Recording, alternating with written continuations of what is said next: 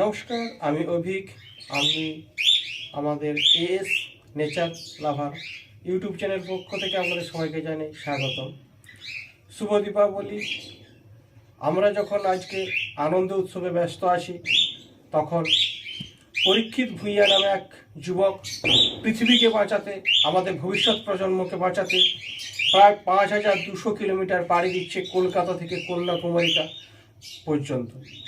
তার লক্ষ্য আমাদের পৃথিবীকে বাঁচানো, আমাদের ভবিষ্যৎ প্রজন্মকে দূষণের হাত থেকে, বায়ু দূষণ, জল দূষণ, মাটি দূষণের হাত থেকে বাঁচানোর জন্য প্রচার করে চলেছে। আসুন আমরা এই যুবক যিনি আমাদের বাঁচানোর জন্য ছুটে চলেছেন তার সঙ্গে কিছুটা পরিচয় করিয়ে দিই।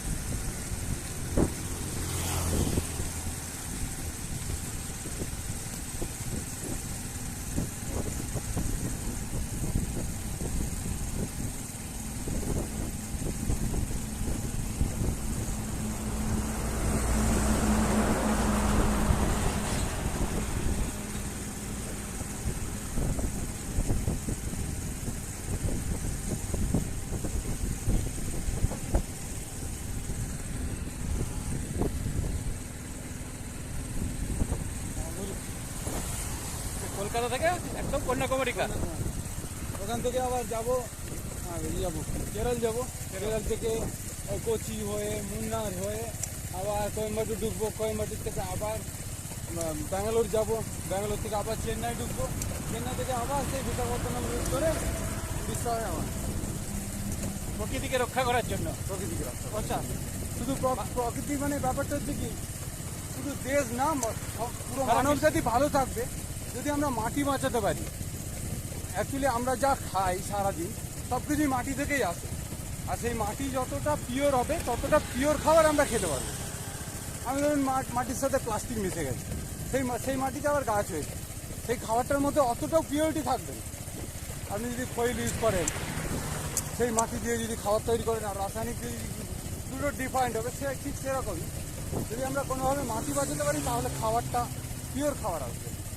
নাহলে দেখা যাবে ভবিষ্যতে আমরা খাবার খাবো কিন্তু খাবারের গুণগত মান না। অনেক অনেক ধন্যবাদ। আপনাকেও অনেক ধন্যবাদ। আগামী প্রজন্ম আপনাকে অসংখ্য ধন্যবাদ। আমাদের এএস নেচার লাভার ইউটিউব চ্যানেলের পক্ষ থেকে, সমগ্র বিশ্ববাসীর পক্ষ থেকে আপনাকে অভিনন্দন জানাই।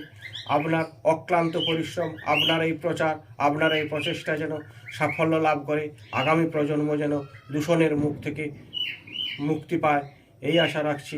আপনাকে আবারও অসংখ্য ধন্যবাদ জানাই।